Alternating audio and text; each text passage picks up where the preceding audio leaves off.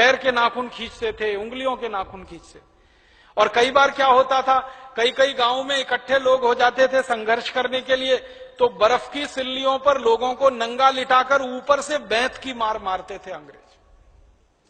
ऐसे अत्याचार करते। और कई तरह के अत्याचार वो ऐसे किया करते थे। किसानों से टैक्स लेना वो तो एक अलग बात है, किसानों से जमीनें छीन लेना। कल मैं सुना रहा था ना, डलहौजी नाम का एक अंग्रेज था, उसने एक कानून ही बना दिया जमीन छीनने का, जिस कानून का नाम है लैंड एक्विजिशन। एक एक गांव के 25-25 हजार किसानों से एक एक दिन में जमीनें छीनते थे।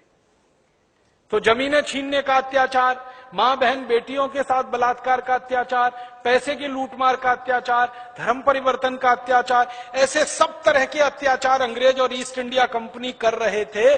तब उनके खिलाफ भारत में विद्रोह हुआ था और तब भारत के लोगों ने बगावत की थी। पहला विद्रोह तो हुआ 1857 में, आप सभी जानते हैं। नाना साहब पेशवा ने बिठूर जैसे छोटे से स्थान पर संगठन बनाकर भारत को आजाद करने का संकल्प कराया। और 1857 की क्रांति की कहानी आप सब जानते हैं।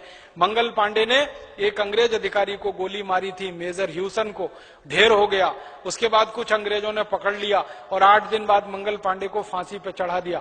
तो मंगल पांडे के जो सहयोगी थे उन्होंने नौकरी छोड़ दी, संकल्प उठा लिया, हाथ में गंगाजली उठाई और कसम खाई कि जिन अंग्रेजों ने मंगल पांडे को अत्याचार करके मारा है, हम इन अब अंग्रेजों को मारेंगे। तो पहली बार भारत के लोगों में जोश आया, पहली बार भारत के लोगों में बलवती हुई भावना प्रतिकार करने की, प्रतिशोध करने। और आपको मालूम है कि मंगल पांडे के 1100 सहयोगी थे, सबने नौकरी छोड़ दी, 5-5, 6-6 का समूह बना लिया, एक एक गांव, 2-2 गांव, 3-3 गांव घूमना शुरू किया, उत्तर दक्षिण पूरब पश्चिम चारों दिशाओं में फैल गए, गांव-गांव अंग्रेजों के अत्याचार की कहानियां सुनाना शुरू किया। तो लोगों का खून उबलने लगा और संगठन बनने लगा। और वो संगठन एक दिन इतना ताकतवर हुआ कि नाना साहब पेशवा जैसे एक व्यक्ति का शुरू किया हुआ संगठन बहुत जल्दी 7,32,000 क्रांतिवीरों का संगठन बन गया। और थोड़े ही दिन के बाद 4 करोड़ से ज्यादा लोग उसमें शामिल हो गए। फिर यह तय हुआ कि एक साथ अंग्रेजों को पूरे देश से मार के भगा देना है, एक साथ। तो उसकी तारीख तय हुई 31 मई 1857।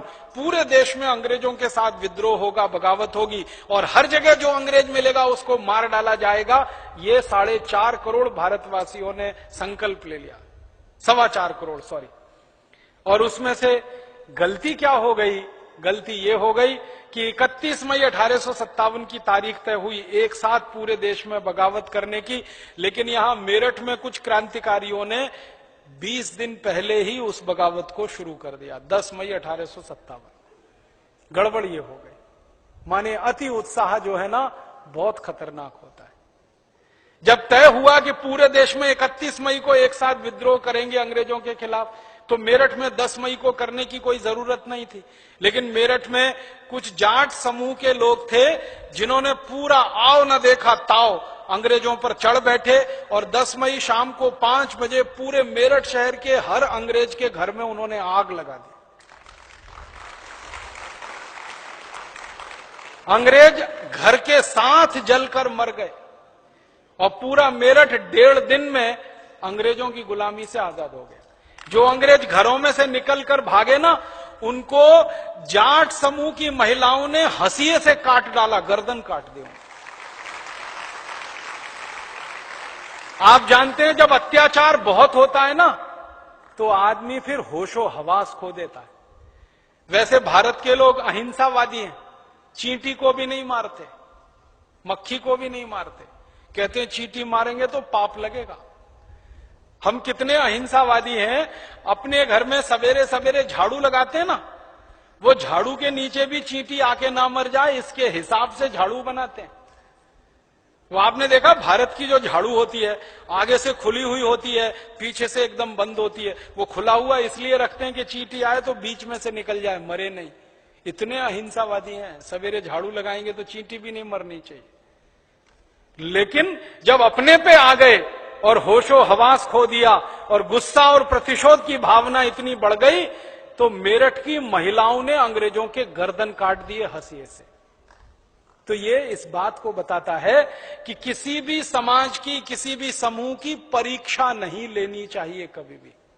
अंग्रेजों ने वही गलती की, हमारी परीक्षा ली, अत्याचार किए, और हद से ज्यादा जब वो अत्याचार ऊपर गुजर गए तो काट दिया।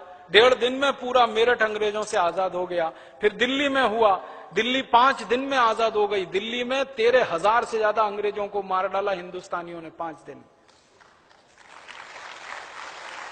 दिल्ली आप कभी गए हैं? दरियागंज, दरियागंज दिल्ली वाले बैठे होंगे। दरियागंज में एक पोस्ट ऑफिस है।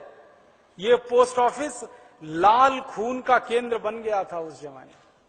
ये दिल्ली के दरियागंज का पोस्ट ऑफिस है ना, सबसे ज्यादा अंग्रेजों का कत्लेआम इसी एक जगह पर हुआ था।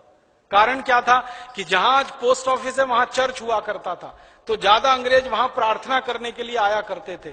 तो दिल्ली वासियों ने एक दिन, रविवार का दिन, जहां प्रार्थना करने के लिए आएंगे वो तय कर लिया और इकट्ठे हो गए सबके सब। चर्च में जैसे ही घुसे तो ये चर्च में घुसे और मारकाट ऐसी मचाई, कोई जिंदा नहीं बचा। दिल्ली के इतिहास को जब मैं पढ़ता हूं, छोटी छोटी गलियां हैं ना दरियागंज में, लाल खून से नालियां भर गई थी। 5 दिन इतना कत्लेआम हुआ था दिल्ली। फिर दिल्ली के बाद बरेली में हुआ, शाहजहांपुर में हुआ, सहारनपुर में हुआ, यहां रुड़की में हुआ। जहां जहां अंग्रेजों की छावनियां थी सब जगह उनका पूरे हिंदुस्तान में नरसंहार शुरू हुआ। 3 महीने में अंग्रेज खत्म हो गए। 3,65,000 अंग्रेज 3 महीने में मारे गए इस देश में। 1857 की क्रांति में इतना जबरदस्त तूफान। अंग्रेज मारे गए तो अंग्रेजों का शासन खत्म हो गया। ईस्ट इंडिया कंपनी का झंडा उतर गया, यूनियन जैक हटा दिया गया, भारत का झंडा हर जगह लहराने लगा। भारत के स्थानीय राजाओं ने सत्ता संभालना शुरू कर दिया। 10 मई 1857 से शुरू हुई क्रांति। 1 सितंबर 1857 को जब गणना की गई पूरे देश में तो 3-4 ही अंग्रेज जिंदा बचे थे, सब मारे गए। 3,65,000। जो बचे वो भाग गए लंदन। और जो भागे ना, वो कैसे भागे? उन्होंने अपने शरीर को कोयला लगा लगा के काला किया, उसमें बच गए वो। हाँ, काला अगर नहीं किया होता शरीर तो वो भी मारे जाते, क्योंकि हिंदुस्तानी उस समय इतने खून के प्यासे थे, जो गोरी चमड़ी वाला मिले उसी की गर्दन काट। वो एक ऐसा दौर इस देश में पैदा हुआ था कि जहां गोरी चमड़ी वाला मिले बस उसी को नाप। तो अंग्रेजों ने शरीर पे कोयला मला, कालिख मली, एकदम काले होके छुप छुप के दिल्ली से और कहां कहां से निकल गए, लंदन पहुंच गए। वहां कहानी सुनाई उन्होंने कि भारत में तो ऐसा हो गया है। तो लंदन परेशान हो गया, अंग्रेजों की सरकार परेशान हो गई कि भारतवासियों में इतना गुस्सा कैसे पैदा हो गया। तो उन्होंने कहा कि उसके ये कारण रहे, तो अब भारत पर फिर कब्जा करना चाहिए, फिर जाना चाहिए, क्योंकि धन संपत्ति तो अभी हम लूट नहीं पाए, अभी तो 100 साल ही लूटा है और 100 साल लूटना है। तो अंग्रेजों ने योजना बनाई और उस योजना में यह तय किया गया कि भारत में एक जमाने में मीर जाफर ने अंग्रेजों की मदद की थी, तो ढूंढो कौन कौन मीर जाफर अभी भारत में बचा हुआ है। तो अंग्रेजों ने यहां के राजाओं के बीच में एक सर्वेक्षण करवाया और यह पता लगाया कि कौन कौन राजा अंग्रेजों की मदद कर सकता है। तो भारत में कई राजा ऐसे निकले गद्दार, जिनका नाम लेके टेस्ट खराब नहीं करना चाहता मैं आपको। 20 खानदान ऐसे निकले जिन्होंने बहुत गद्दारी की है। कुछ पंजाब के, कुछ हरियाणा के, कुछ आंध्र प्रदेश के, कुछ कर्नाटक के। इन्होंने अंग्रेजों को चिट्ठियां लिखी और राजाओं ने चिट्ठियों में लिखा कि आप वापस आ जाइए, हम आपकी मदद करेंगे, आपको सैनिक देंगे, आपको पैसा देंगे, सारी मदद करेंगे, और जहां क्रांतिकारियों का गढ़ है वो हम आपको बताएंगे और आप क्रांतिकारियों को मारो और फिर से भारत पे कब्जा करो। तो 1 नवंबर 1857 से फिर अंग्रेज वापस आने लगे और एक एक करके उन्होंने क्रांतिकारियों के जो अड्डे थे उनको नाश करना शुरू किया। कल मैंने बिठूर की कहानी आपको सुनाई थी, बिठूर का नाश किया, फिर कानपुर का, फिर लखनऊ का, फिर इलाहाबाद का। और गद्दार राजाओं ने अंग्रेजों की मदद करके सैनिक और पैसा देके क्रांतिकारियों को मरवाने का काम किया। उनमें कई क्रांतिकारी हमारे मारे गए। झांसी की रानी लक्ष्मीबाई मारी गई, आप सभी जानते हैं। नाना फडणवीस मारे गए, आप सभी जानते हैं। नाना साहब पेशवा तो काफी दिन बचे रहे, लेकिन अंत में उनको भी मार डाला। तांत्या टोपे भी बचे रहे, लेकिन अंत में अंग्रेजों ने उनको भी ढूंढकर मार डाला। तो एक एक करके सारे क्रांतिकारी खत्म हो गए, अंग्रेजों का फिर कब्जा हो गया और ये देश फिर से गुलाम हो गया। उस गुलामी के बाद फिर क्रांतिकारियों ने इकट्ठा होना शुरू किया और धीरे धीरे इकट्ठे होते होते 1905 आ गया। और 1905 में जब क्रांतिकारी इकट्ठे हुए तो लड़ाई का तरीका बदल गया। पहले लड़ाई अंग्रेजों से सीधे सीधे हुई, आर पार की। अंग्रेजों ने बंदूक चलाई तो हमने भी बंदूक चलाई, अंग्रेजों ने तलवार चलाई, हमने भी उनके सिर काटे। 1857 में लड़ाई ऐसे हुई। 1905 में लड़ाई का तरीका बदल गया। लोकमान्य तिलक, लाला लाजपत राय, विपिन चंद्र पाल ने कहा कि अंग्रेजों को तलवारों से हरा नहीं सकते, बंदूकों से मार नहीं सकते, क्योंकि हम मारेंगे और आएंगे और मारेंगे और आएंगे और ये अंतहीन सिलसिला है। तो लोकमान्य तिलक ने कहा कि इन अंग्रेजों की जड़ खोदो, इनकी जड़ में मट्ठा डालो। कहते हैं ना, एक पेड़ काटो तो ऊपर के पत्ते तोड़ दो, टहनी काट दो, फिर उगाएगा, फिर उगाएगा, फिर उगाएगा। लेकिन जड़ में ही मट्ठा डाल दो तो पेड़ पूरा ध्वस्त हो जाएगा। तो अंग्रेजों की जड़ कहां थी? अंग्रेजों की जड़ थी उनका व्यापार। व्यापार क्या था? इंग्लैंड से माल लाते थे, भारत में बेचते थे, वो मुनाफा उनको मिलता था, ये उनका सबसे बड़ा आधार था। तो लोकमान्य तिलक, लाला लाजपत राय, विपिन चंद्र पाल ने कहा कि अगर इनका ये आधार हम तोड़ देंगे तो अंग्रेज हमेशा के लिए टूट जाएंगे। इसलिए स्वदेशी आंदोलन शुरू हुआ और इसलिए इस देश के लोगों ने गली गली, गांव गांव, घर घर विदेशी माल का बहिष्कार और स्वदेशी माल का स्वीकार, ये मंत्र गुंजायमान किया। और ये आंदोलन इतना जबरदस्त निकला, मैंने बताया ना आपको, 1905 में शुरू हुआ, 1911 तक आते आते हिंदुस्तान में अंग्रेजी माल बिकना बंद हो गया, अंग्रेजों का कपड़ा बिकना बंद हो गया, अंग्रेजों की चीनी बिकना बंद हो गई, अंग्रेजों का ब्लेड बिकना बंद हो गया, अंग्रेजों का नील बिकना बंद हो गया, उनका सारा माल बिकना बंद हो गया। तो वो परेशान हो गए और परेशान होने के बाद फिर भारत के नेताओं से उन्होंने बातचीत करने की कोशिश की। एक बार भारत के नेताओं को झांसा दिया, आप जैसा कहेंगे हम वैसा करेंगे, लेकिन आप बहिष्कार मत करवाइए। तो विपिन चंद्र पाल, लाला लाजपत राय ने कहा आप पर भरोसा नहीं, अंग्रेजों पर भरोसा नहीं। लाला लाजपत राय कहा करते थे कि दुनिया में किसी भी जाति पर भरोसा किया जा सकता है, अंग्रेज जाति पर तो बिल्कुल भरोसा नहीं कर सकते। तो इन क्रांतिकारियों ने आंदोलन आगे बढ़ाया, आगे चलाया, अंग्रेजों में कमजोरी आती गई, मुनाफा मिलना बंद हो गया और जहां जहां अंग्रेज टैक्स लगाते थे लोगों ने टैक्स देना बंद कर दिया। अंग्रेज टैक्स लगाते थे ना, लोग कहते थे टैक्स भरेंगे नहीं, तुमको जो करना है कर लो। तो अंग्रेज क्या करते थे? जेलों में डाल देते थे। तो लोग कहते थे चलो हम जेल में रहेंगे। तो शुरू में तो क्या हुआ कि कुछ लोग जेल में गए, बाद में जेल भर गई, रहने को जगह नहीं मिली, तो अंग्रेज भी परेशान हो गए कि अब कहां लाएं इनको। दिल्ली की जेल थी सेंट्रल जेल, उसमें ज्यादा से ज्यादा उस जमाने में 10 से 11 हजार कैदी रह सकते थे और दिल्ली में 60 हजार से व्यापारियों ने टैक्स देना बंद कर दिया। अंग्रेजों को देंगे ही नहीं, तुमको जेल में डालना डाल दो। उस जमाने में हिंदुस्तान के लोगों का डर निकल गया था जेल जाने से। भारत के लोग डरना बंद कर दिए, जेल जाएंगे चले जाएंगे, टैक्स नहीं देंगे अंग्रेजों, जेल जाना पड़ेगा जाएंगे, उनका सामान नहीं खरीदेंगे। किसानों ने टैक्स देना बंद कर दिया, जो लगान लगता था ना 90%, वो बंद कर दिया। व्यापारियों ने टैक्स देना बंद कर दिया और व्यापारियों ने अंग्रेजों का माल बेचना बंद कर दिया, ग्राहकों ने खरीदना बंद कर दिया। तो सब तरफ से मार पड़ी कि नहीं अंग्रेजों पर। और उसी समय क्या हुआ? उसी समय 1914 में प्रथम विश्व युद्ध हो गया, तो अंग्रेजों को और मार पड़ी। उस विश्व युद्ध में उनका बहुत खर्चा हुआ, इधर से आमदनी कम हो गई, उधर युद्ध का खर्चा बढ़ गया, तो इंग्लैंड कर्जदार देश हो गया। तो फिर धीरे धीरे कमजोरी बढ़ती गई। फिर हिंदुस्तान में क्या हुआ? लोकमान्य तिलक की मृत्यु हो गई, क्योंकि उनको बीमारी हो गई। उस जमाने में लोकमान्य तिलक गांव गांव जाके भाषण दिया करते थे, तो भाषण देने के लिए माइक नहीं होता था, अकेले गला फाड़ फाड़ के बोलना पड़ता था। आपको मालूम है बोलने में बहुत ऊर्जा खर्च होती है। पूरा गला खराब हो गया था लोकमान्य तिलक का, फेफड़े गल गए थे, टीबी हो गई उनको, और 1920 में उनकी मृत्यु हो गई। इसी तरह लाला लाजपत राय को अंग्रेजों ने देश निकाला दे दिया, भारत से भगा दिया। उनके ऊपर मुकदमेबाजी इतनी की कि उनको देश से निकल के जाना पड़ा। लेकिन भगवान ने फिर क्या किया, लोकमान्य तिलक, लाला लाजपत राय, विपिन चंद्र पाल का जो लीडरशिप था ये टूट गया। उसी समय गांधी जी आ गए और ये जो इनके कार्यकर्ता थे 1,24,00,000, गांधी जी ने इन्हीं कार्यकर्ताओं को अपने साथ लिया और उससे भी बड़ा स्वदेशी आंदोलन शुरू कर दिया।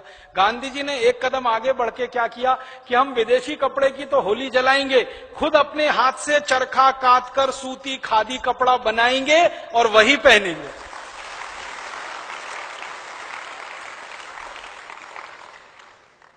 लाल बाल पाल के जमाने में स्वदेशी आंदोलन का उद्देश्य था विदेशी कपड़े की होली जलाना। गांधी जी के आने के बाद उद्देश्य हुआ विदेशी कपड़े की तो होली जलाना, अपना स्वदेशी कपड़ा खुद बनाना और खुद पहनना। तो गांव गांव गांधी जी ने चरखा चलवाया और लाखों कार्यकर्ता उसमें जुड़ गए चरखा चलाने में। खादी बनना शुरू हुई तो लोगों ने अंग्रेजी कपड़ा छोड़कर खादी खरीदना शुरू किया और अंग्रेजों को फिर पैसा मिलना बंद हुआ। पहले अंग्रेज क्या करते थे, सारा कच्चा माल यहां से कॉटन ले जाते थे लंदन और फिर कपड़ा बनता था, फिर यहां आके बिकता था। जब खादी यहीं बनने लगी तो कॉटन लंदन जाना बंद हो गया, तो लंकाशायर और मैनचेस्टर की मिलें बंद हो गई। गांधी जी के आने के बाद ऐसा जबरदस्त पूरे देश में आंदोलन चला कि इंग्लैंड की कपड़ा मिलें बंद हो गई, क्योंकि उनको कॉटन मिलना बंद हो गया, क्योंकि उस कॉटन से यहीं खादी बनने लगी। फिर गांधी जी के प्रभाव में कुछ लोग आए। एक बड़े नेता थे इस देश में, सॉरी नेता नहीं, उद्योगपति, जमशेदजी टाटा। उनकी गांधी जी से मुलाकात हो गई तो गांधी जी ने उनको समझाया कि आपके पास पैसा है, पूंजी है। एक जमाने में भारत लोहा बनाता था, सारी दुनिया को बेचता था, 3000 साल हम एक्सपोर्ट करते थे। आप फिर लोहा बनाना शुरू करिए, क्योंकि उस समय लोहे का कच्चा माल लंदन जाता था, लोहा बन के आता था। तो गांधी जी ने कहा लोहा नहीं, यहीं बनना चाहिए। तो जमशेदजी टाटा ने 1911 में कारखाना खड़ा कर दिया फिर से इस देश में लोहा बनाने का। आपको मालूम है जमशेदपुर झारखंड में, ये उसी 1911 में खड़ा किया है। स्वदेशी आंदोलन की ताकत पर खड़ा हुआ ये पूरा जमशेदपुर। बंगाल के एक बड़े व्यक्ति हुआ करते थे जो वैज्ञानिक थे और उद्योगपति थे, उनका नाम था वीसी राय, विधान चंद्र राय। वो गांधी जी से प्रभावित हुए और उन्होंने एक बहुत बड़ी कंपनी खड़ी कर दी जिसका नाम है बंगाल केमिकल्स। उस जमाने में केमिकल की सारी चीजें इंग्लैंड से आती थी। उन्होंने कहा इंग्लैंड से क्यों खरीदेंगे, हम खुद बनाएंगे। तो बंगाल केमिकल्स नाम की बहुत बड़ी स्वदेशी कंपनी खड़ी हुई, टाटा स्टील नाम की बड़ी स्वदेशी कंपनी खड़ी हुई। ऐसे धीरे धीरे सैकड़ों भारत की स्वदेशी कंपनियां खड़ी होती गई।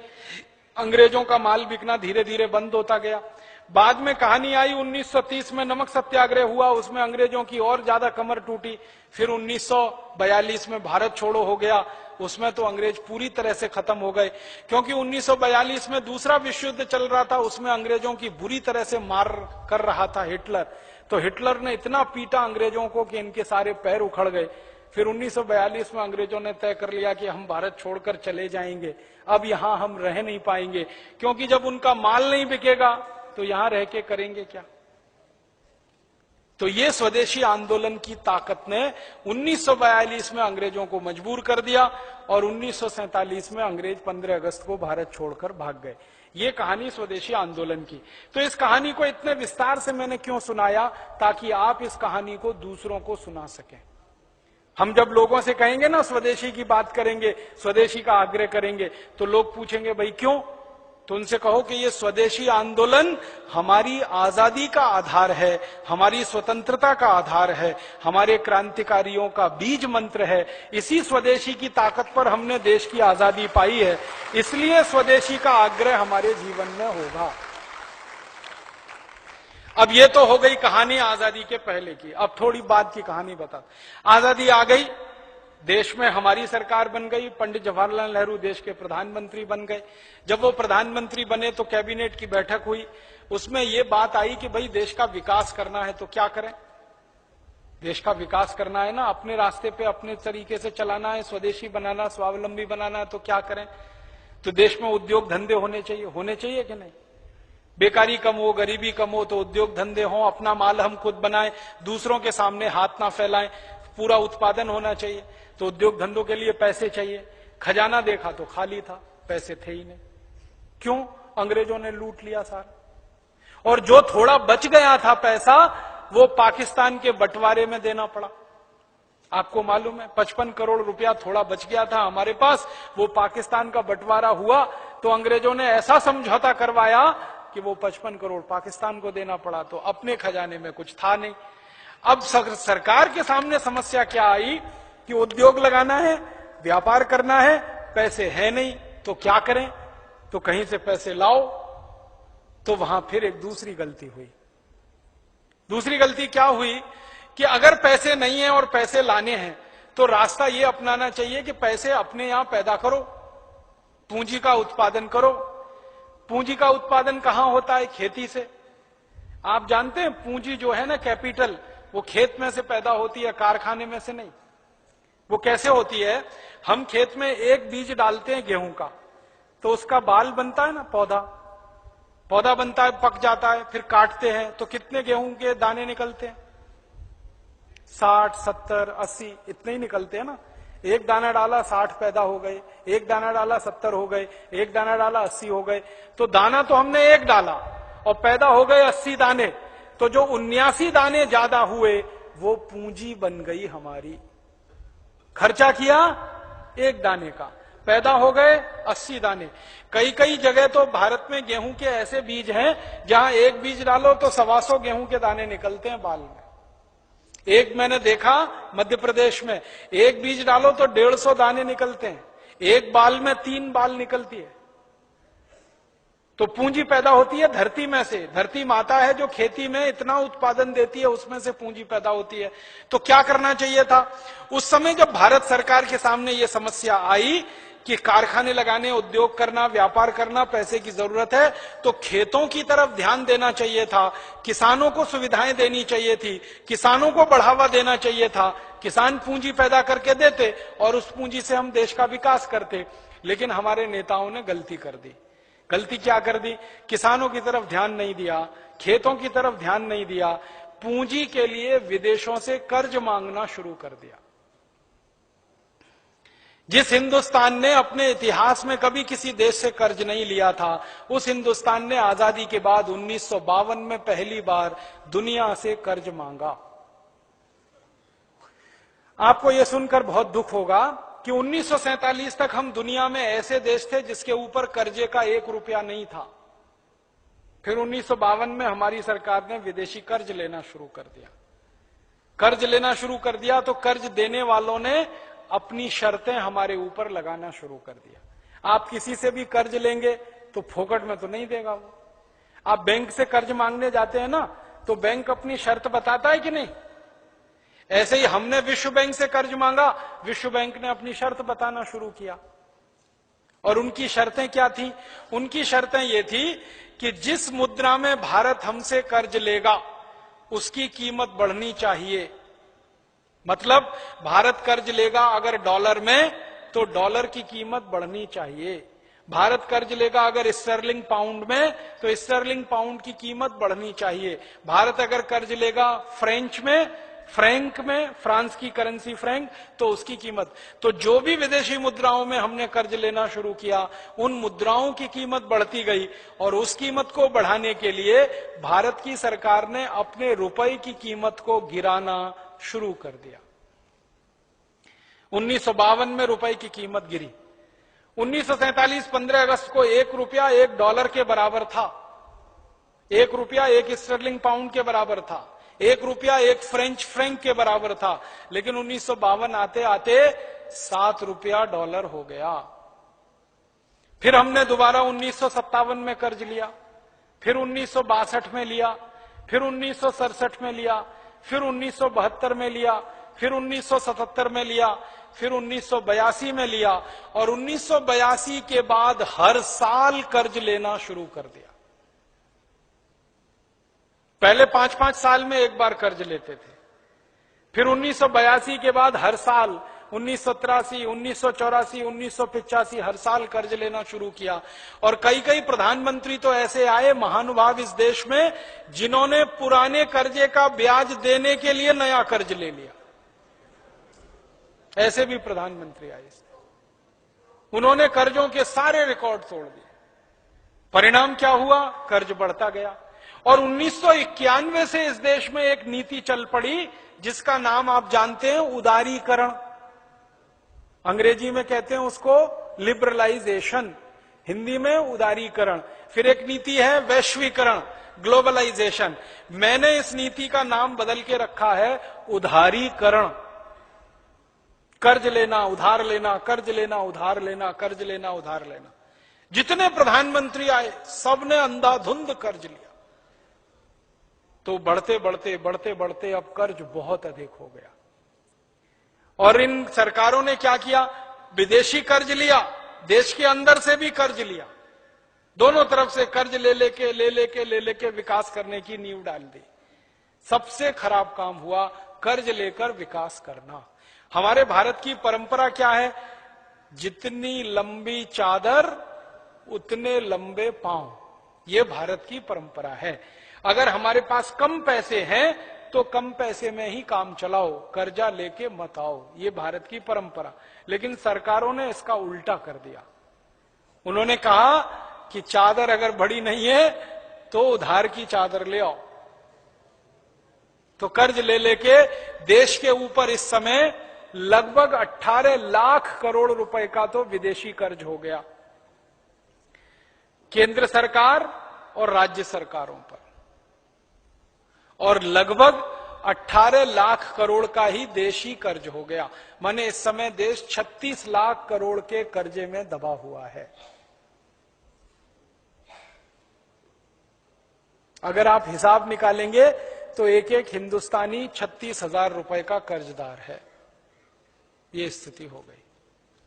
अब इसमें परेशानी क्या आई कि हमने जहां विदेशों से कर्ज लिया, अमेरिका से, जापान से, जर्मनी से, फ्रांस से, स्वीडन से, स्विट्जरलैंड से, उन देशों ने हमारे ऊपर शर्तें लगाई। तो पहली शर्त तो मैंने बताई, रुपए की कीमत गिराओ और जिस मुद्रा में कर्ज ले रहे हो उसकी कीमत बढ़ाओ। तो डॉलर की कीमत बढ़ते बढ़ते कहां तक आई, $1 1 रुपया था 1947 में, अब हो गया है 50 रुपया $1। माने रुपए की कीमत 50 गुनी कम हो गई। 1947 में 1 रुपया 1 स्टर्लिंग पाउंड था, अब हो गया है 80 रुपया 1 स्टर्लिंग पाउंड। एक करेंसी आई है दुनिया में जिसका नाम है यूरो डॉलर। 1 यूरो डॉलर 56 रुपया हो गया। हर एक दुनिया की करेंसी की तुलना में भारत के रुपए की कीमत गिर गई। हमारे ऊपर शर्त लगी तो हमने वो शर्त मानी। दूसरी शर्त हमारे ऊपर क्या आ गई कि जो जो देश से हम कर्ज लेंगे उन्हीं देशों की कंपनियों को भारत में व्यापार करने के लिए बुलाना पड़ेगा। अगर हम अमेरिका से कर्ज लेंगे तो अमेरिका की कंपनियां भारत में आएंगी, व्यापार करेंगी, उनको लाइसेंस देना ही पड़ेगा। अगर जापान से कर्ज लेंगे तो जापान की कंपनियां आएंगी, उनको लाइसेंस देना पड़ेगा। जर्मनी से कर्ज लेंगे तो वहां की कंपनियां आएंगी, उनको लाइसेंस देना पड़ेगा। तो भारत की सरकार ने 24 देशों से कर्ज ले रखा है, तो 24 देशों की 5000 कंपनियां घुस गई हमारे देश में धंधा करने के लिए। अब दुख और तकलीफ की बात क्या है कि हमने एक ईस्ट इंडिया कंपनी को 100 साल की मेहनत करके मार के भगाया था और उसको भगाने में लाखों शहीदों की कुर्बानी देनी पड़ी थी। करोड़ों हिंदुस्तानियों को अपनी मां बहन बेटियों का बेइज्जती सहन करना पड़ा था एक कंपनी को भगाने में। लेकिन अब आजादी के बाद ऐसे चक्कर में देश फंस गया कि 5000 से ज्यादा विदेशी कंपनियां फिर आ गई। अब इन कंपनियों के आने से फिर नुकसान हो रहा है। पहले ईस्ट इंडिया कंपनी आई, वो माल बेच के मुनाफा कमाती थी, ऐसे ये 5000 कंपनियां माल बेच के मुनाफा कमाती, और नुकसान दोहरा हो रहा है। हमारा एक नुकसान तो ये हो रहा, रुपए की कीमत जैसे जैसे गिर रही है ना, बहुत नुकसान होता है इससे देश को। आप समझते हैं कैसे नुकसान होता है? 1947 में अगर हम 1 रुपए का माल अमेरिका को बेचते थे तो हमको $1 मिलता था। अब 2009 में हमको 50 रुपए का माल बेचना पड़ता है, तब $1 मिलता है। माने माल हमारा 50 गुना ज्यादा जाता है, डॉलर हमारे पास 1 ही आता है। सोचो कितना बड़ा नुकसान है देश का। एक उदाहरण से समझाता हूं, ये आप सबको समझाइएगा। रुपए की कीमत जब गिरती है तो नुकसान क्या होता है। हम हिंदुस्तान से कच्चा लोहा बेचते हैं दूसरे देशों को। तो जब हम आजाद हुए ना, हमने कच्चा लोहा पहली बार जब बेचा दूसरे देशों को तो उसकी कीमत थी 7 रुपया किलो, आयरन ओर। अब क्या हुआ, रुपए की कीमत गिरती गई गिरती गई गिरती गई, तो वही कच्चा लोहा अब हम दुनिया के देशों को बेचते हैं तो उसकी कीमत है 15 पैसा किलो। हमारा जो माल दुनिया में बिकता था ना 7 रुपए किलो, अब बिकता है 15 पैसा किलो। आप सोचो 1 किलो कच्चा लोहा बेचने पर 6 रुपए 85 पैसे का नुकसान होता है। और एक साल में कर्नाटक राज्य अकेला 2 करोड़ मीट्रिक टन कच्चा लोहा बेचता है, 14,000 करोड़ रुपए का नुकसान होता है। फिर महाराष्ट्र राज्य बेचता है, उसको नुकसान होता है। फिर झारखंड बेचता है, उसको नुकसान होता है। फिर उड़ीसा बेचता है। तो हिंदुस्तान को हर साल 60 से 70,000 करोड़ का नुकसान तो कच्चा लोहा बेचने से हो रहा है, क्योंकि रुपए की कीमत कम है, डॉलर की कीमत ज्यादा है। और एक उदाहरण से समझाता हूं, आप इसको ऐसे समझ लो, अगर आप बासमती चावल खाना चाहो अपने घर में तो क्या भाव मिलेगा? 50 रुपए किलो मिलेगा। जो चावल आप खाओगे 50 रुपए किलो, रुपए की कीमत कम होने से वो चावल दुनिया के देशों को बेचा जाएगा 1 रुपए किलो। जो चीज आपको मिलेगी 50 रुपए किलो, दूसरे देश उसको खरीदेंगे हमसे 1 रुपए किलो। ये है नुकसान। हिंदुस्तान में आम होता है ना, सबसे अच्छी क्वालिटी का आम है अल्फेंजो, सुना है? महाराष्ट्र वाले जानते होंगे। और एक है रत्नागिरी, एक है हापुस, एक है केसर, गुजरात में जो होता है काफी। तो ये सबसे अच्छी क्वालिटी के आम हैं। इनको छूना तो दूर की बात है, देखना हो तो कीमत सुन के कंपकपी आ जाती है। 12 आम 500 रुपए का है, 500 रुपए डजन का। तो आप खरीदोगे तो आपको वो आम मिल रहा है 500 रुपए में 12। वही आम हिंदुस्तान से एक्सपोर्ट हो रहा है 40-50 रुपए में 12, क्योंकि रुपए की कीमत कम है, डॉलर की कीमत ज्यादा है। आप बादाम, काजू, किशमिश, मुनक्का खरीद के खाते हो ना 300-400 रुपए किलो, ये चीजें विदेशों को एक्सपोर्ट हो जाती हैं 60-70 रुपए किलो। कारण रुपए की कीमत कम है, डॉलर की कीमत है। तो होता क्या है, हमारी हर चीज दूसरे देश में सस्ती बिकती है, और इसका उल्टा क्या होता है, दूसरे देशों से हम कुछ भी खरीदें तो वो महंगा पड़ता है, बहुत महंगा पड़ता है। डीजल खरीदें, पेट्रोल खरीदें, केरोसिन खरीदें, एलपीजी खरीदें, ये बहुत महंगा पड़ता है। तो जो बेच रहे हैं वो 50 गुना सस्ता है, जो खरीद रहे हैं वो 50 गुना महंगा है। अगर दोनों को एक साथ जोड़ दो तो 100 गुने का नुकसान पूरे देश को हो रहा है, लाखों करोड़ों रुपए का नुकसान हो रहा है। और दूसरा नुकसान क्या हो रहा है, जिन जिन देशों से हमने कर्ज लिया उन देशों की कंपनियां आ गई व्यापार करने के लिए। अमेरिका से कर्ज लिया तो अमेरिका की कंपनियां आ गई, Pepsi cola, Coca cola, Colgate Palmolive, Procter and Gamble, Reckitt and Colman, Johnson and Johnson आदि आदि कंपनियां आ गई। ब्रिटेन से कर्ज लिया तो वहां की आ गई, जर्मनी से लिया तो वहां की आ गई। इन देशों की कंपनियों ने ऐसा व्यापार फैलाया है पूरे देश में, लाखों करोड़ों लूट के ले जा रहे। कैसी लूट कर रही हैं ये कंपनियां, कुछ नाम लेके बताता हूं। हमारे देश में एक कंपनी है कनाडा की, उसका नाम है बाटा, सुना है? बाटा जूता बेचती है। ये अमेरिका की, कनाडा की कंपनी है, भारत की नहीं। नाम लिखा हुआ है बाटा इंडिया लिमिटेड, तो आपको भ्रम हो जाएगा कि ये इंडिया की कंपनी है। नहीं, वो कनाडा की कंपनी, जूते बेचती है। जूते कैसे बेचती है? वो जूते बनवाते हैं, बनाते नहीं है। बाटा की फैक्ट्रियां नहीं है इस देश में जूते बनाने की। फैक्ट्रियां तो हमारे अपने देश की हैं जूते बनाने की, आगरा में, कानपुर में, कलकत्ते में। देखिए, आगरा तो जूते की सबसे बड़ी मंडी है, कानपुर जूते चप्पल की सबसे बड़ी। तो जूते तो अपने ही लोग बनाते हैं, ये बाटा कंपनी उनसे खरीद लेती है 100 रुपए में, 150 रुपए में। और ये कंपनी क्या करती है, उस पर मोहर लगाती है 699 रुपए 95 पैसे, 799 रुपए 95 पैसे, 999 रुपए 95 पैसे। आप कभी खरीदने जाओगे तो आपको लगेगा बड़े ईमानदार हैं, ये तो 95 पैसे लेते हैं, पूरा 1 रुपया भी नहीं ले रहे। और इतने बेईमान हैं, 100 रुपए का जूता उस पर मोहर लग गई 699 रुपए 95 पैसे। तो लूट कितनी हो गई? जूता तो 100 रुपए का है, और बेच दिया उन्होंने 699-95 का, माने 700 रुपए में 600 रुपए लूट लिया एक जोड़े जूते पे। तो चप्पल बेचते हैं, जूते बेचते हैं। और ये कंपनी 70 लाख रुपए से इसने व्यापार शुरू किया था हिंदुस्तान में, मात्र 70 लाख रुपए से। और आज ये कंपनी करोड़ों करोड़ों रुपए लूट रही है इस देश में, करोड़ों। एक साल की बैलेंस शीट ही इनकी बताती है 280 करोड़ रुपए नेट प्रॉफिट की। ऐसे लूटते हैं। ऐसे ही हमारे देश में एक कंपनी है यूनिलीवर, इसने नाम बदल दिया, हिंदुस्तान लीवर रख लिया। ये बहुत बेईमान कंपनी है, जिस देश में जाती है उसी देश का नाम अपने साथ लगा लेती है। भारत में इसका नाम है हिंदुस्तान लीवर, पाकिस्तान में उसका नाम है पाकिस्तान लीवर, इंडोनेशिया में उसका नाम है इंडोनेशिया लीवर। ये मूलतः ब्रिटेन और हॉलैंड के व्यापारियों की कंपनी भारत में घुस गई, धंधा शुरू किया। और इस कंपनी ने धंधा शुरू किया मात्र 24 लाख रुपए से, मात्र 24 लाख रुपए से। और आज ये कंपनी एक साल में 2000 करोड़ रुपए लूट कर ले जा रही है। 2000 करोड़ एक साल, 24 लाख से धंधा शुरू किया। ऐसी एक अमेरिका की कंपनी है हमारे देश में, उसका नाम है कॉलगेट पामोलिव, जानते हैं आप, टूथपेस्ट बेचती है। उसने हिंदुस्तान में 15 लाख रुपए से धंधा शुरू किया, मात्र 15 लाख से। और आज लगभग 300 करोड़ रुपए के आसपास वो लूट के ले जा रहे हैं।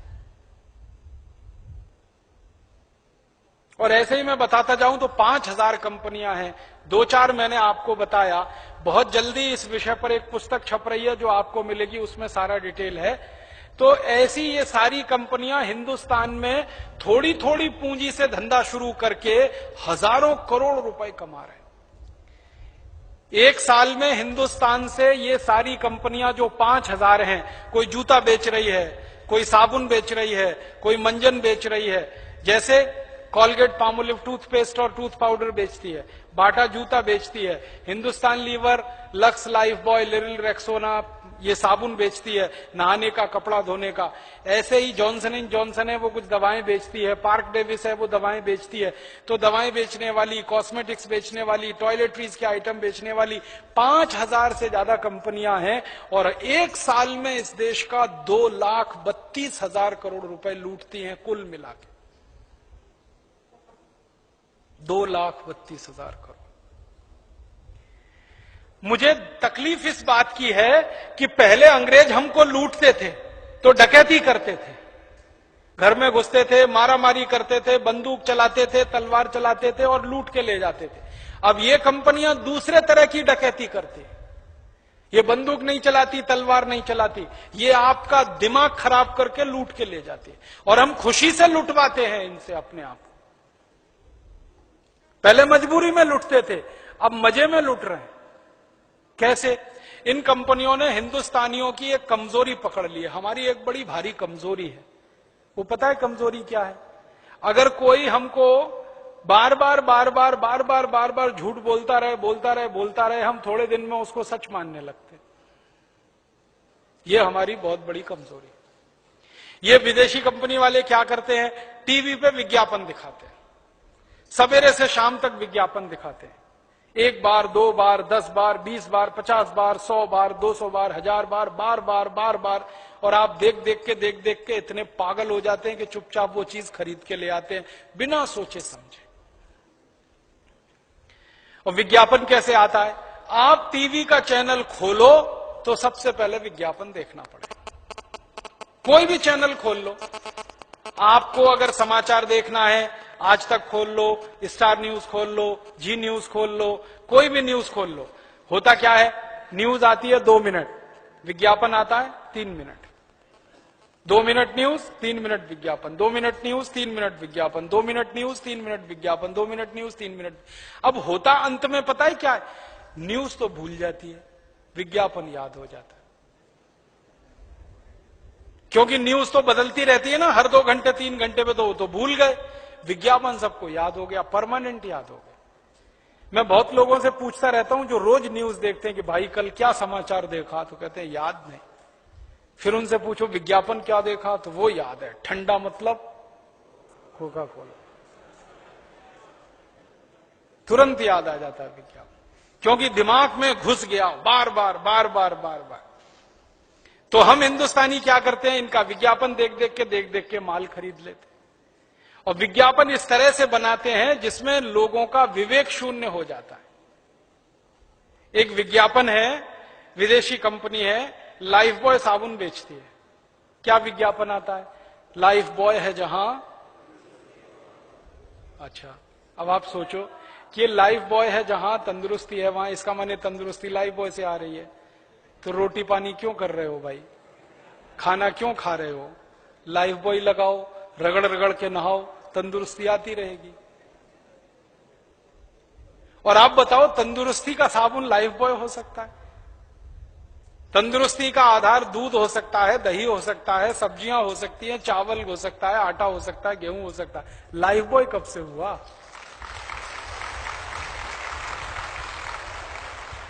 अब अकल की बात तो यही है ना, साबुन तंदुरुस्ती का आधार नहीं होता, लेकिन हम जबरदस्ती लाइफ बॉय खरीदते हैं।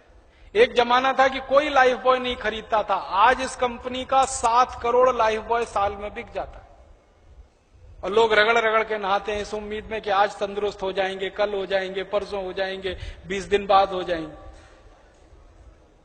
और कैसे मूर्ख बनाती है ये कंपनी, वो विज्ञापन में कहते हैं लाइफ बॉय मैल में छुपे कीटाणुओं को धो डालता है।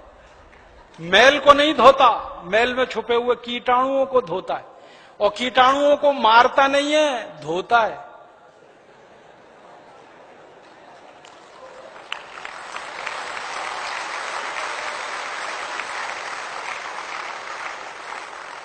सुना है ना ध्यान से, लाइफ बॉय मैल में छुपे कीटाणुओं को धो डालता है, तो मारता नहीं है, धोता है। इसका माने कीटाणुओं को धो पहुंचकर और तंदुरुस्त बना देता है।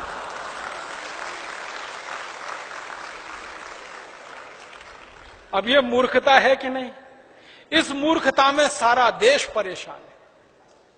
और सारा देश क्या परेशान है? लाइफ बॉय खरीद रहे हैं, पैसे हिंदुस्तान लीवर विदेशी कंपनी को दे रहे हैं। और कितने पैसे दे रहे हैं? लाइफ बॉय आता है 10 रुपए का, कभी कभी आता है 12 रुपए का। लाइफ बॉय दुनिया का सबसे घटिया साबुन है, आपको मालूम है? आप पूछोगे कैसे? दुनिया में 3 तरह के साबुन होते हैं। एक होते हैं बाथ सोप। बाथ सोप का माने नहाने का साबुन, स्नान करने का साबुन। एक होते हैं टॉयलेट सोप।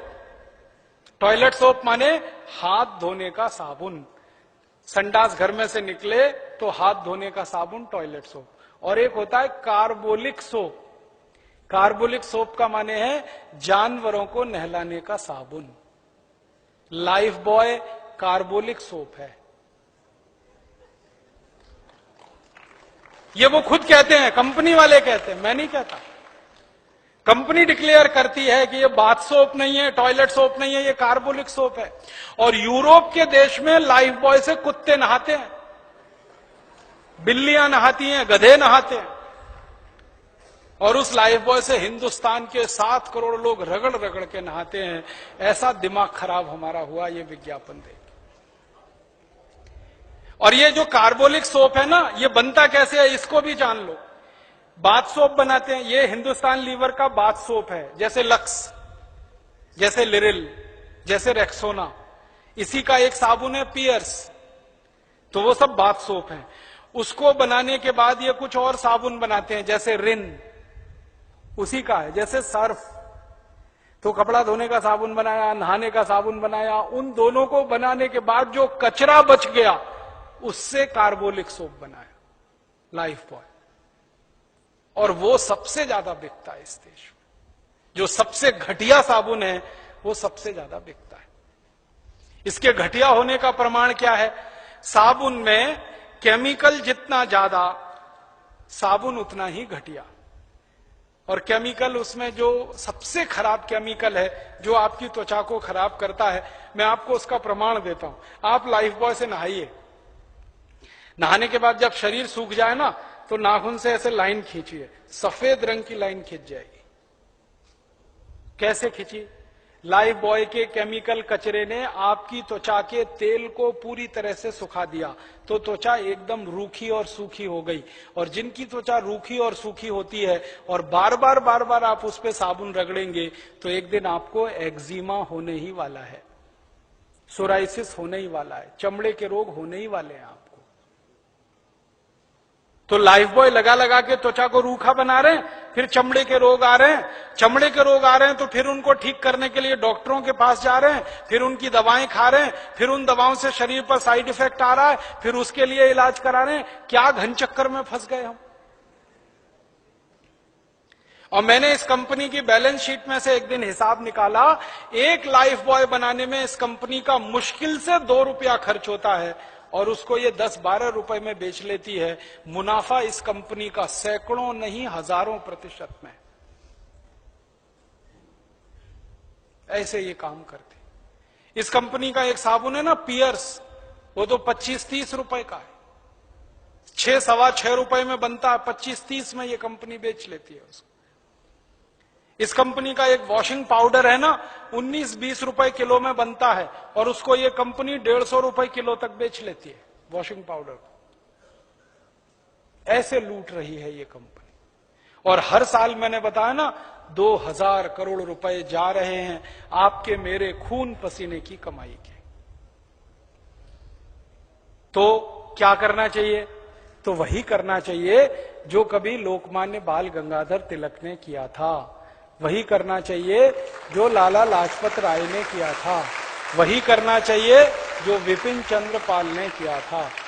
इसलिए परम पूजनीय स्वामी रामदेव जी ने कहा कि इन कंपनियों की लूट को अगर बंद करना है तो एक ही हथियार अपने पास है, बहिष्कार करो और इनका बनाया हुआ माल खरीदना बंद करो।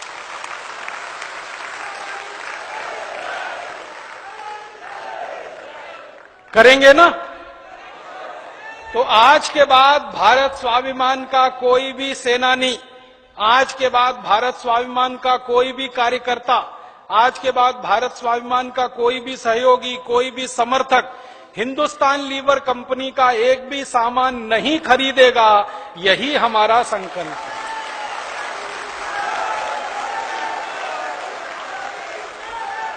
अब आप बोलेंगे पता कैसे चलेगा हिंदुस्तान लीवर का कौन कौन सा सामान है?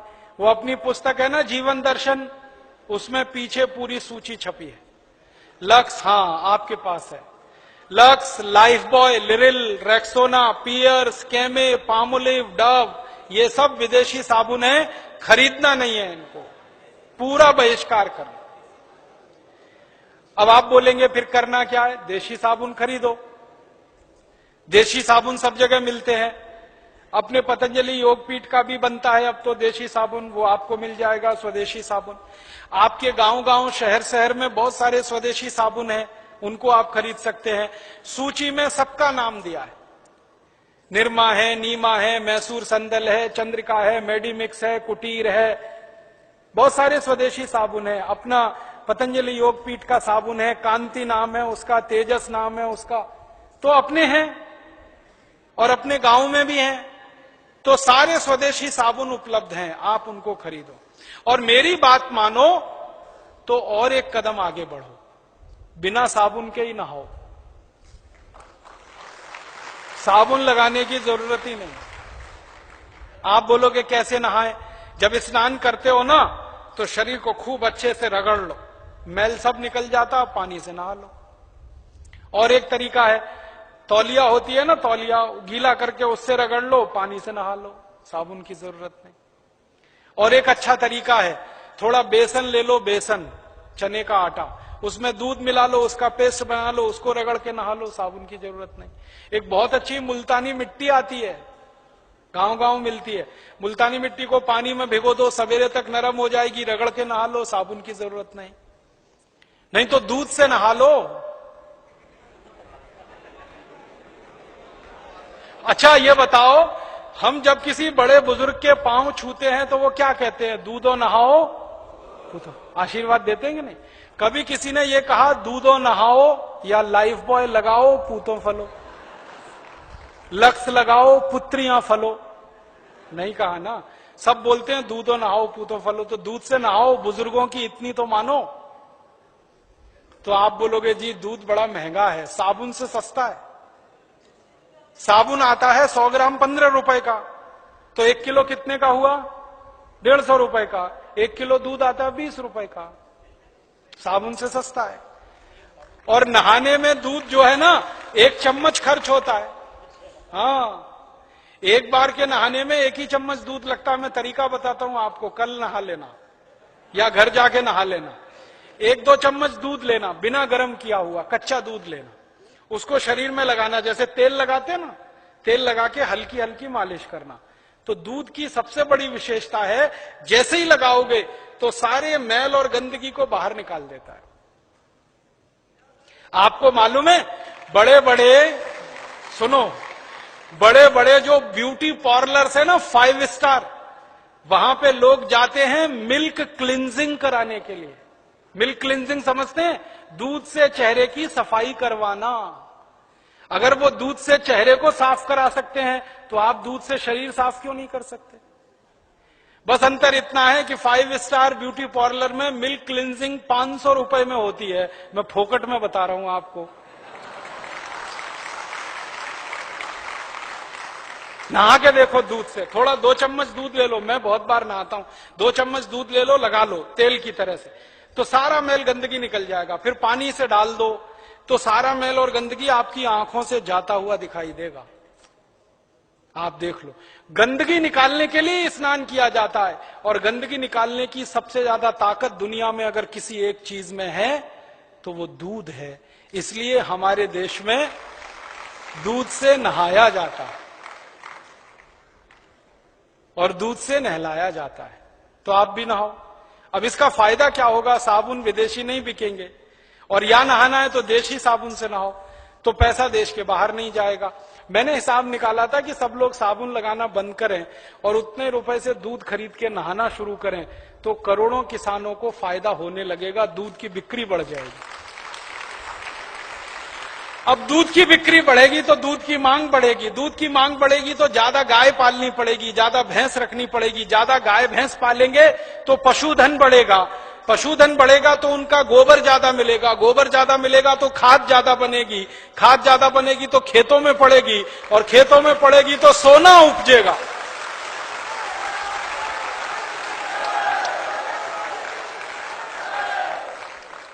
तो बात समझ में आई? आप नहाओ दूध से, घर वालों को नहलाओ दूध से। अब तक तो दूध पीने की बात थी, अब दूध से नहाना है। और नहीं तो साबुन ही लगाना है, तो मैंने आपसे कहा देशी साबुन उपयोग करो। हमें हिंदुस्तान लीवर का 2000 करोड़ रुपए का सालाना का जो बाजार है मुनाफे का, इसको पूरी तरह से खत्म कर देना है, ध्वस्त कर देना है, समाप्त कर देना है। भारत स्वाभिमान के कार्यकर्ता सैनिक गांव गांव जाकर जब ये कहानी सुना देंगे तो कोई आदमी लाइफ बॉय लक्स लिरिल नहीं खरीदेगा। हिंदुस्तान लीवर का पूरा मुनाफा शून्य हो जाएगा और ये कंपनी बोरिया बिस्तर उठा के अपने आप भाग जाएगी। इसके लिए कोई दूसरा आंदोलन नहीं करना पड़ेगा। ऐसे ही दूसरी बात है कि हिंदुस्तान लीवर जैसी ही एक बहुत खराब विदेशी कंपनी है जिसका नाम है कॉलगेट पामोलिव। ये अमेरिका की है, ये टूथपेस्ट बेच रही है। कॉलगेट का टूथपेस्ट इसी का है। अब ये टूथपेस्ट बिकता है 27-30 रुपए का 100 ग्राम। अब 30 रुपए का 100 ग्राम तो समझ लो 300 रुपए किलो। हिसाब जोड़ो, 300 रुपए किलो। और 300 रुपए तो काजू बादाम बिकता है इस देश में, उनका टूथपेस्ट 300 रुपए किलो बिकता है। बादाम का क्या भाव है? अरे वो तो बहुत अच्छी क्वालिटी है महाराज, कम क्वालिटी का ले लो तो 300 रुपए किलो, मारा मारा फिर रहा है। तो बादाम मिलता है 300 रुपए किलो और यहां टूथपेस्ट मिल रहा है 300 रुपए किलो। और पढ़े लिखे मूर्ख लोग क्या कर रहे हैं? 300 रुपए किलो का पेस्ट दांतों में रगड़ के थूक रहे हैं वॉश बेसिन में और कहते हैं हम बड़े स्मार्ट हैं। 300 रुपए किलो की चीज थूक रहे हैं। 150-200 रुपए किलो का देशी घी रोटी पे लगा के खा रहे हैं। 300 रुपए किलो का पेस्ट थूक रहे हैं वॉश बेसिन में और कहते हैं हम बड़े स्मार्ट हैं। तो मैं उनसे कहता हूं और स्मार्ट बनो भाई। तो कहते हैं क्या करें? मैं कहता हूं ये 300 रुपए किलो का पेस्ट थूकते क्यों हो भाई? रोटी पे लगा लगा के खा लो इसको, क्योंकि घी से महंगा है। आप ये मूर्खता मत करना। ये 300 रुपए किलो का पेस्ट मुंह में क्यों लगाना? बंद करो इसको, खत्म करो। Colgate, closeup, Pepsodent, Cibaca, foreign, हजारों करोड़ रुपए देश का नुकसान है। तो आप बोलोगे फिर दांत कैसे साफ करें? दांत साफ करने के लिए स्वदेशी टूथपेस्ट है कि नहीं? अपना दंत कांति है पतंजलि योगपीठ का तो, और नहीं तो दंत मंजन है, दिव्य दंत मंजन है, और नहीं तो और स्थानीय दंत मंजन है, लाल दंत मंजन, काला दंत मंजन, ये दंत मंजन, वो 20 तरह के दंत मंजन गांव गांव में है। और उससे भी अच्छी नीम की दातून है, tax free, cost free, side effect नहीं है, एक्सपायरी डेट कुछ भी नहीं है क्या? जिस गांव में है वहीं तोड़ के कर लो, बबूल की कर लो, कीकर की कर लो, आम की दातुन होती है, पाकड़ की दातुन होती है, अमरूद की दातुन होती है, 12 तरह के वृक्षों से दातुन होती है। तो दातुन कर लो, दंत मंजन कर लो, अपना दंत कांति कर लो। ये विदेशी पेस्ट, कॉलगेट, क्लोजअप सब बंद। हजारों करोड़ रुपए बचाना देश का। उससे दांत अच्छे भी रहेंगे, स्वस्थ भी रहेंगे। आपको मालूम है दांत साफ करने के पीछे 2 उद्देश्य है। एक तो दांतों में जो अन्न कण फंसे ना ये निकल जाएं, दूसरा मसूड़ों की मालिश हो। मसूड़ों की मालिश होती है तो मसूड़ों में खून का प्रवाह तेज होता है, और खून का प्रवाह तेज होगा तो मसूड़े मजबूत होंगे, और मसूड़े मजबूत हों तभी दांत मजबूत हो सकते हैं, अन्यथा दांत मजबूत होने का रास्ता नहीं है। तो मसूड़े मजबूत करने का तो एक ही तरीका है, उंगली से दांत घिसो, तो दंत मंजन करो, तो दंत मंजन से दांत तो साफ होंगे, मसूड़े मजबूत होंगे। 2 in 1 है, एक काम करो 2 का फायदा। तो अपना तो दिव्य दंत मंजन सबसे ही अच्छा है, उसका उपयोग करो। और दिव्य दंत मंजन आप खरीद रहे हो तो पैसा भारत स्वाभिमान या पतंजलि योगपीठ में ही आएगा, और वो पूरे देश के संपूर्ण स्वदेशी अभियान में लग जाएगा। आप कॉलगेट, क्लोजअप खरीद रहे हो तो पैसा विदेश जाएगा और किसी विदेशी कंपनी को अमीर बनाएगा। तो साबुन नहाने का, कपड़ा धोने का स्वदेशी।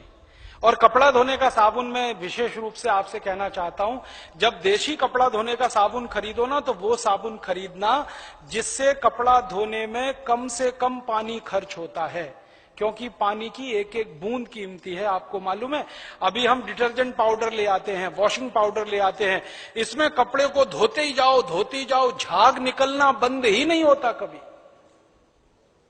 और आपको मालूम है, झाग निकला हुआ पानी जब हम नाली में डाल देते हैं, नाली से ये पानी कहीं खेतों में पहुंच जाता है, पूरी मिट्टी को खराब करता है, क्योंकि इसमें इतने केमिकल हैं जो मिट्टी को खत्म कर देते।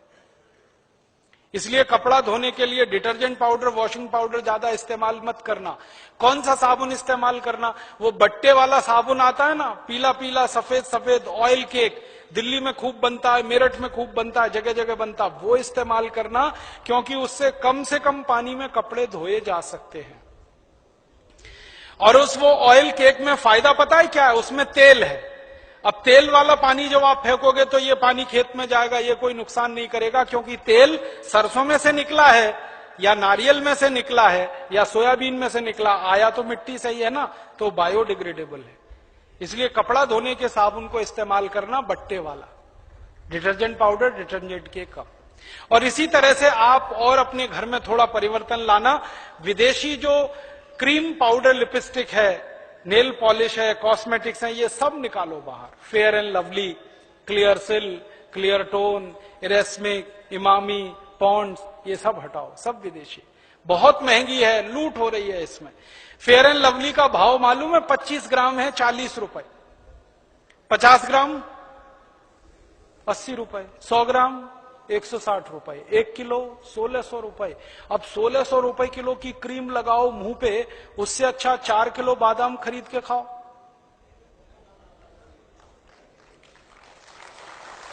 अकल लगाओ ना अपनी। अब 1600 रुपए किलो की क्रीम लगाओ जिससे कुछ नहीं होने वाला, उससे अच्छा 4 किलो बादाम खरीद के खाओ। क्योंकि ये फेयर एंड लवली लगा के कोई गोरा नहीं हुआ आज तक। अगर हो जाता तो अफ्रीका वाले क्यों काले हैं? मैंने लगा के देखा था एक भैंस को 4 साल फेयर एंड लवली, अभी भी काली की काली ही है।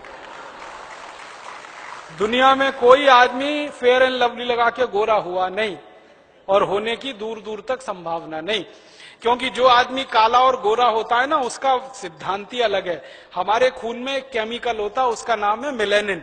जब मेलेनिन की मात्रा बढ़ जाती है तो शरीर काला पड़ जाता है, जब मेलेनिन की मात्रा कम हो जाती है शरीर गोरा हो जाता है, और जब मेलेनिन की मात्रा ना बढ़ती है ना घटती है, सामान्य रहती है, तो शरीर सांवला होता है। हम सब हिंदुस्तानी सांवले हैं, क्योंकि मेलेनिन ना ज्यादा है ना कम है, और आदर्श स्थिति यही होती है। और ज्यादा गोरा होने के चक्कर में मत फंसो। मैं आपको एक कहानी सुनाता हूं। हमारे देश के एक राष्ट्रपति थे, डॉक्टर राधाकृष्णन, सुना?